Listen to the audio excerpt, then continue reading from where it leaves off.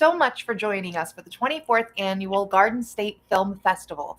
This year, we have over 200 films and film-centered events from various countries, all happening across 9 venues from March 26th the 29th this year.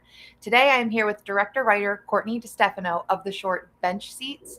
Courtney, thank you so much for joining me today, and congratulations on Bench Seats being accepted into the Garden State Film Festival. Thank you. So, Courtney, please tell me a bit about what inspired your writing for Bench Seats. I think I'm somebody who is a little bit sort of just perpetually obsessed with plumbing the past for sort of meaning and sort of understanding like why we are who we are today. And I really wanted to explore in this film how sort of our parents' stories can seep into our own stories. And I think for me, when I became a parent, it made me really see my parents in my childhood through a different lens. Okay. That's funny because like I'll ask my parents like to tell me stories all the time since I was like a young kid. Tell me about a story from when you were younger or this or that. And, so with that said, where did you find, your cast and crew? So my cast I found with an amazing casting agent, Stephanie Yankwit, helped me build this like really amazing cast, like really talented cast, that I could not have pulled this off without. Especially our young performer, Annie Piper Braverman, who is so awesome in the film, who is actually a New Jersey native. And my crew was sort of just like, word of mouth. I asked one person, oh, I need a producer. Do you know somebody? And then led me to Melissa. And then Melissa knew some other people, led me to this person. And, it was sort of just like building that network kind of one piece at a time, and who brought somebody with them, who brought somebody else.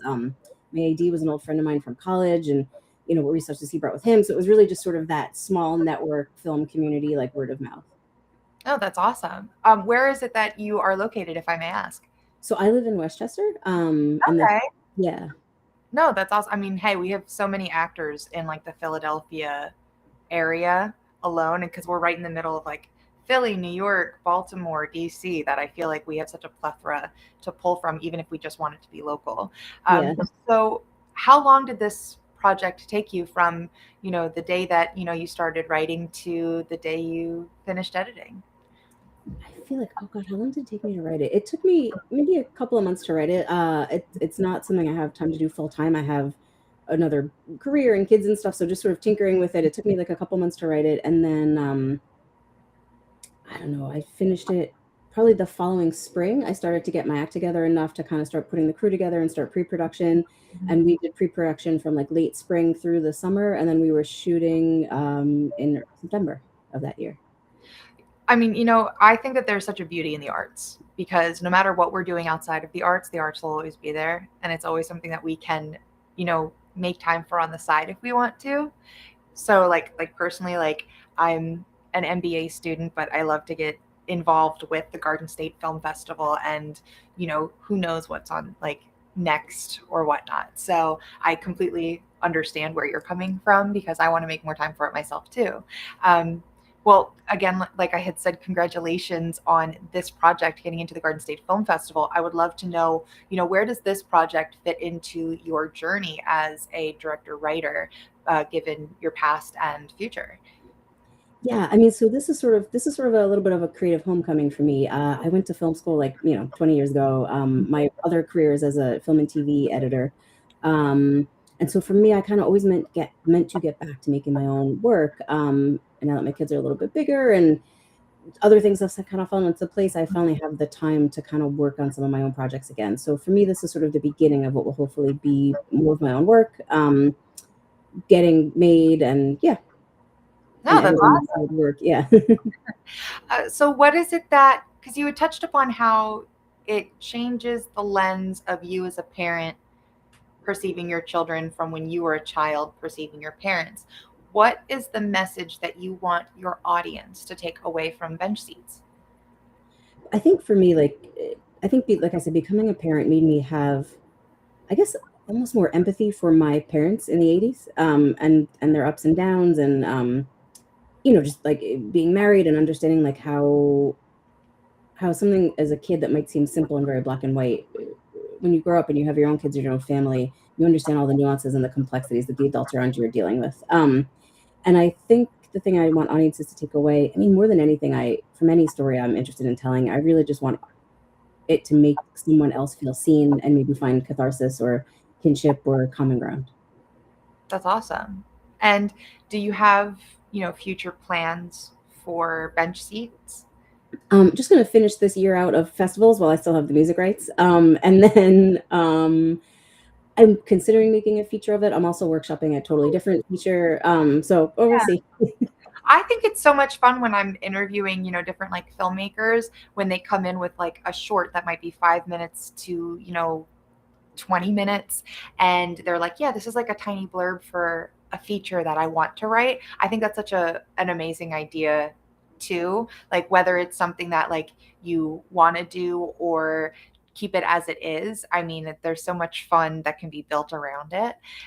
So, with that, I do interview a lot of students, that are brand new to the industry. You said that you are in film and TV editing and that you were in film school, you said what, 20 Yeah, years ago. yeah, You know, 20 years ago. do you have any, advice for students that are just starting out? It's a weird time to be starting out in this industry because it's going through so many changes from where it was when I was starting out. I would say that like your friends and your fellow creatives are probably the most important resource that you have, and to just work on stuff and make stuff with each other and build your network, but build your network of people that you like and that you love and that you want to work with and whose ideas you like, and just keep making stuff and don't give up. That's okay. That's great. And as I know, like there are probably so many, people that are in the industry or in the festival, at least watching these interviews and that will be meeting, in person and connecting. What was your favorite part of putting this film together? And maybe what was the most challenging part for you?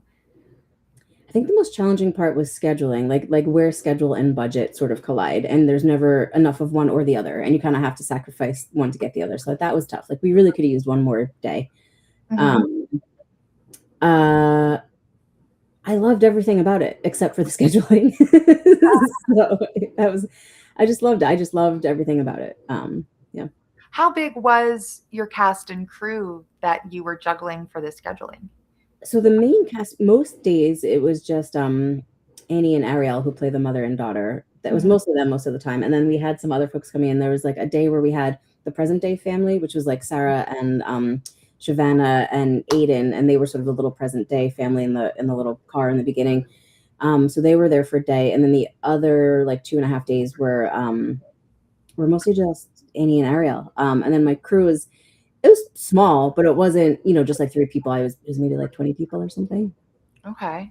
I mean, that's pretty big. Like 10, maybe it's 15 people. I don't know, I'm bad at, No, yeah, I would have to like count everybody to know. I mean, look, like I've managed like different like stores and whatnot, and I've had like teams of like 30 people, and like just putting together scheduling for that, I feel like is a juggling act to get everybody together for like how many days of filming did you say you had? Like five, six? It was supposed to be, it was supposed to be 3, I think, or 4, and we ended up adding an extra half day.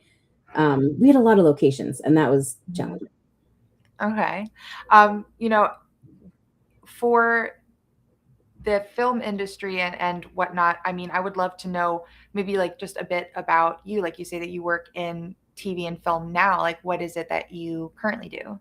Like, and where Cur- you work? Yeah, currently I do smaller stuff where I have more control over my schedule. I used to cut like broadcast, TV shows, like Mhm. unscripted TV. A lot of unscripted TV is what I started out working on when I was younger, and did up until I had kids. And then for the last like 10 years or so, I've done just smaller stuff like development stuff, promos, short films, stuff where I had didn't necessarily have to be tied to like a 10-hour day because I do have a family. And they weren't in school yet. So I kind of needed to be a little bit more flexible. So, and now I'm in a place in my career where like I can probably work a little bit more and can kind of take on bigger projects again. So No, that's awesome. Yeah, I mean, have you ever, worked with like kids? Like you were saying that you worked with kids in this film. What is your background working with, children? Because I hear that because like I was interviewing someone yesterday that said they were working with like a 4-year-old that, they were trying to just videotape because he was very difficult to like like direct, but at the same Yeah. time, everything he did was like exactly like the personality that they wanted, but working with a child. So, like, do you have any advice working with children for other directors and filmmakers? For some reason in college, I made like 2 or 3 short films with kids. I have no idea why I keep writing stuff with kids in it. I would say so. Like the kids I worked with on this film were both around like 10, I think, at the time. And one of my kids was also 10, so like at the time. And so 10-year-olds are good. They're like they get what you want from them. You know what I mean? Like 10-year-olds are a pretty solid age to work with. I cannot imagine trying to work with 4-year-olds. Like my kids are all bigger than that now, but it wasn't that long ago that my little guys were that age. I don't know how you get a 4-year-old to do anything on camera. Like that would be seems impossible. I think just having like a sense of play yourself and realizing that they're just a kid and they're doing their best for you and they want to do their best for you and like just be like chill and calm and just be like playful and like figure out what lights them up, and that's the door that you go through to kind of get them to do what you want them to do. Like the actress in this film was like a big Taylor Swift fan, so like that was useful to me to like know, you know what I mean, to kind of help get her Connect. to think about things. Yeah, yeah. Yeah. No, that's awesome. Well, Courtney, thank you so much for joining me today. Will I be meeting you in person at the festival? Yes, I will be there.